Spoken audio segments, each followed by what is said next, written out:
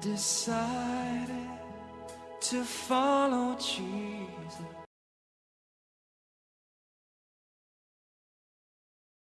The word that Isaiah the son of Amoz saw concerning Judah and Jerusalem.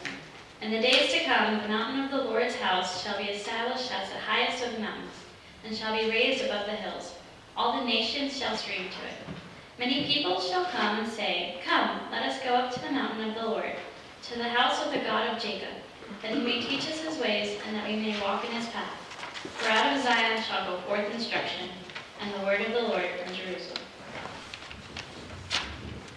He shall judge between the nations, and shall arbitrate for many people. They shall beat their swords into plowshares, and their spears into pruning hooks. Nation shall not lift up sword against nation, neither shall they learn war anymore. O house of Jacob, come, let us walk in the light of the Lord. Oh God, this year people all over the world have known hardship, poverty, sickness, and loss of work, and some have known war. So many have suffered, some have died, while others have mourned. It has been a difficult time in our nation and around the world. We thank you for your promise of a time when swords will be exchanged for shovels and when tanks will be replaced for tractors. We look forward to the promised day when nations will live together in peace and when we learn not about war, but about you and one another.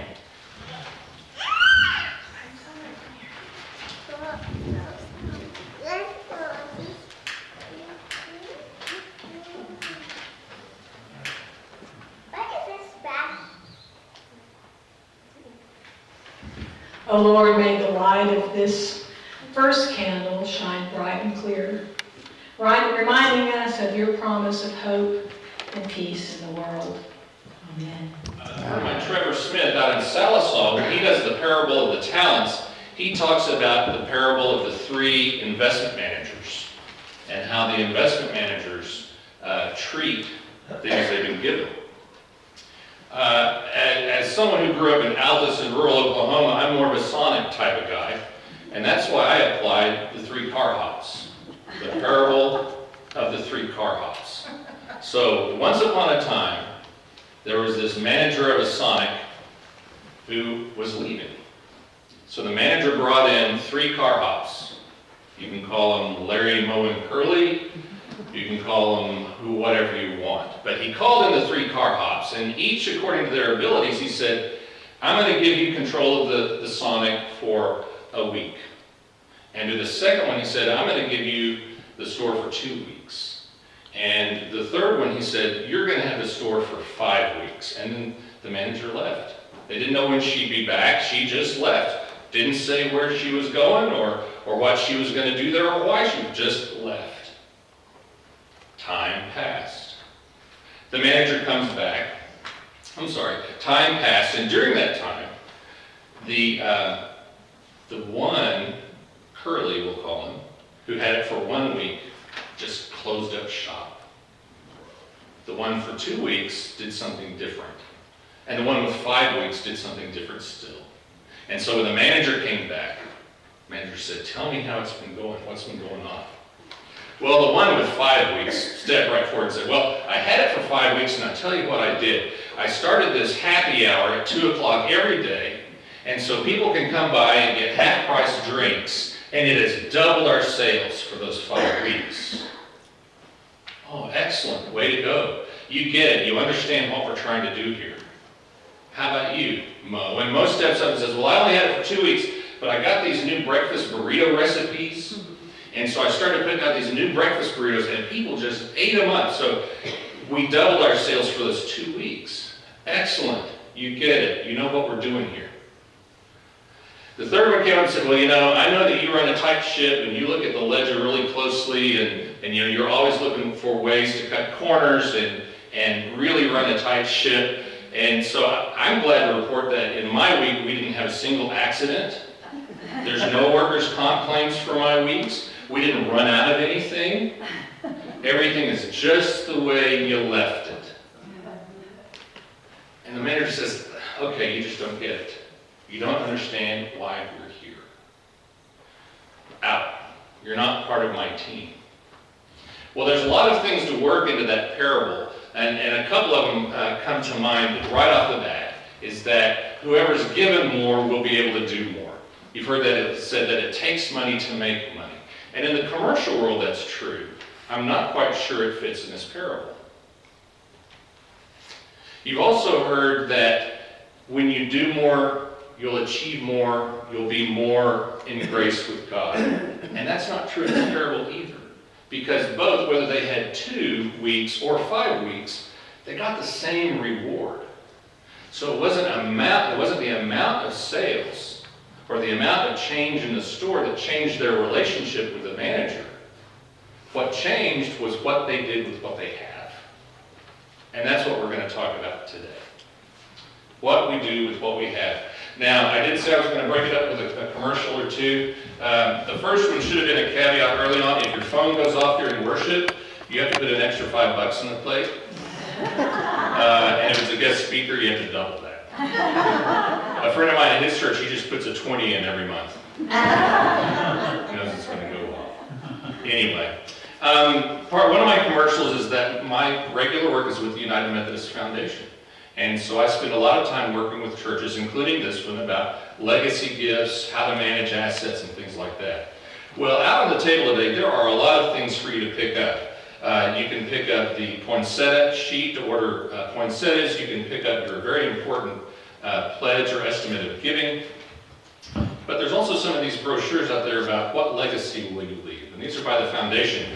And to get you to stop by that table, there's going to be a little bowl of peanut M&Ms. I use M&Ms because I use M&M a lot in visiting with churches about their vision and what they're doing. Because there are 2 really important M's in the parable of the talents, or in our lives in the church, or in our lives at home. And those 2 M's are money and mission. Money and mission. We can't really do mission without money. And there's not really a good reason for us to have money if we're not doing mission. So to me, we often get hinky about talking about money in our culture, and that's something that we could spend a lot of time on why we get nervous in the power we give money, or the morality we apply to money. Money isn't moral. We decide, and we define its morality. And in our churches, when we spend money on mission, I believe we're completing and building a covenant with God. Now, another way to look at the 5 talents is, what are the specific talents? What are the talents? In biblical terms, a talent was considered basically 1 year of salary for a normal worker. A typical worker's 1 year's salary. So that kind of gives you the idea of how much of an asset the 3 Carhops were given to take care of. 1 whole year of 1 job. We think of talents as skills, as an ability. But in the biblical terms of the parable of the 3 Carhops, they're looking at pretty big assets to take on and to do something with. So one way to look at the parable of the talents is by dollar figures. Is this $40,000 a year, $80,000 a year, $200,000 that we're giving people to take care of? Well, some of the early church writers looked at it differently and said, maybe the 5 talents are 5 behaviors. And God gave each of the people 1, 2, or 5 behaviors or skill sets. And so if you only had 1 skill, you may not be able to do as much as somebody with 2 skills or 5 skills across different gifts. That's why it's important from my perspective that whatever the skill we have, we bring it into the mix of the manger, that we bring it in and put it together with everybody else's. Now, here's where I think it gets particularly Methodist. Did I hear chuckles about that? Particularly Methodist. When we join the church, or when we baptize someone in the church, we either make or re-up our vow to the church. And that's to support the church with our prayers, presence, gifts, service, and witness. 5 of them. Prayers, presence, gifts, service, and witness. Now, in Andy's world, the witness is the culmination of them all.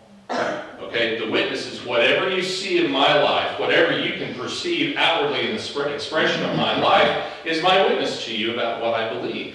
So everything I do or say is an expression of my faith. Now, that's not to say that everything I do or say is faithful. Okay, there's only one perfect one, and according to my wife, it's not me.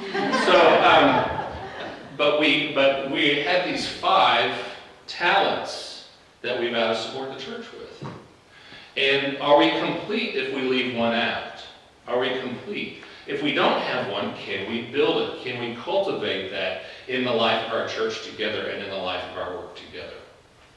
Personally, I believe that prayers plus presence plus gifts plus service equals witness. And I need to work on all 4 of those. I'm in control of all 4 of those, and I'm responsible for all 4 of those leading up to my witness. So that means that if I control them and I'm accountable for them, then I have a stewardship relationship with them. So my stewardship responsibility isn't just the size of the check or writing a check each year to the church. That's not my stewardship completely. That's my stewardship over finance.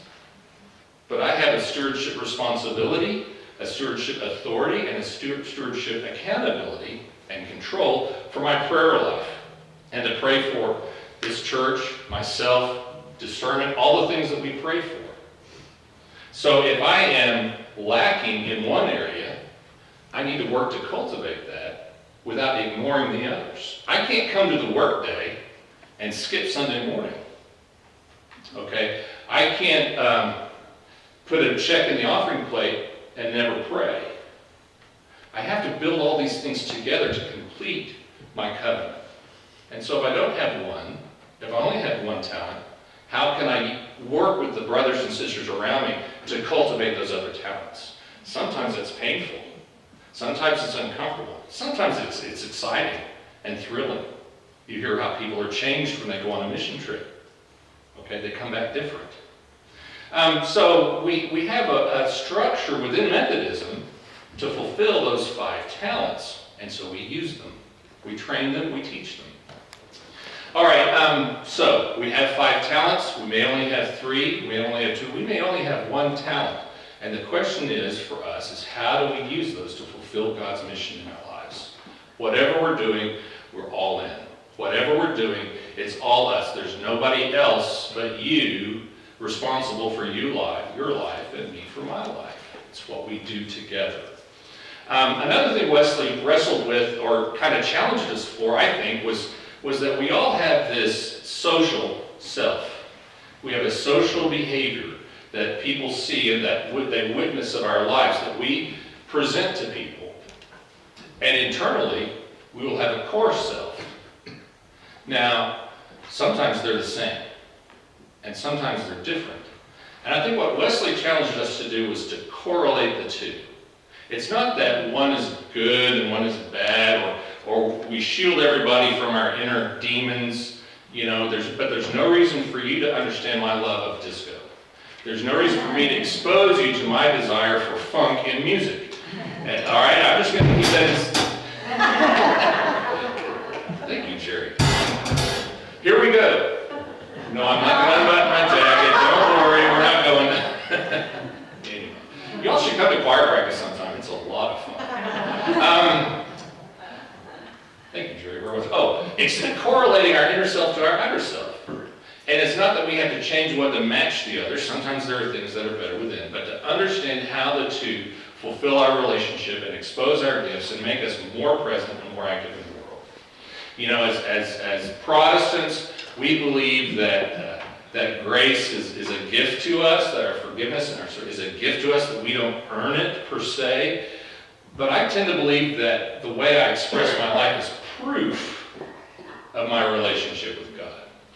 Okay? Our pledge letter and form says to show God how we are thankful and hopeful that our gifts to the church are going to transform the world. So I hope you listened to Marla's talk 2 weeks ago, or read it on the Facebook page about all the things going on in this church. There's a lot of exciting things going on in this church. And it didn't come out of thin air. It came out of your generosity. It came out of your choice to use your time on a work day, to share some of your money, to restore something or to fix something. It came from your willingness to share your prayer life, to pray for the kids that we took to Shiloh, Camp Shiloh. So because of you, this works. And only because of you, okay, engaging in your covenant with God. Only because of your choices does this work. So that's my word of encouragement to you is look at your talents. If you feel like one is weak, ask around on how you can strengthen it. If you feel like you've let one be fallow, energize it.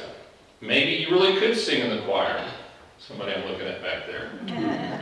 Okay, maybe there's something else that you could do that you're not doing. Maybe you have something that you really love, and that's going to absorb your passion, but maybe my love for music is creating a blind spot for me on something else. So let's be aware. Let's keep looking. Let's keep seeking and keep waiting for that manager to come back to Sonic and say, well done, you get it. You understand what we're doing here. All right? Because that's what I think we have. I think we have a lot of folks who get it, who understand what we're doing here, and are going to help make that happen. That's really about all I had to share about the 3 Carhops. I think there's hopefulness for all of them. I regret that the one with 1 week gets cast out into darkness and there's weeping and gnashing of teeth. I wish it weren't that way. But they didn't ask me before Jesus offered that parable. If you would, swing by the table outside and grab a foundation brochure and think about how your legacy gift can complement your current gifts. Okay? The way that we give to the church, we give in all kinds of different ways, and money is just one of them. But money is one of them. The parable of the widow's mite is not about how much she gave, but in the context of time in which she gave it. She chose at that point in time to give what she could. So here we are on the first Sunday of Advent, where we actually are kind of beginning with the end in mind. We're starting at the end of the story today to talk about God giving us Jesus and God entering life among us on the first Sunday of Advent. We talk about the end, the destruction of death and the destruction of destruction, and how we are changed now. So when the song manager leaves and says, here's the keys to the store, that's our moment in time to say, who are we, why are we here, and what's my role to play? So I hope in this Advent season, when you're opening the presents or sharing phone calls and conversations with beloveds, that you'll sniff out that presence. You'll sniff out your power to serve. You'll sniff out praying for someone.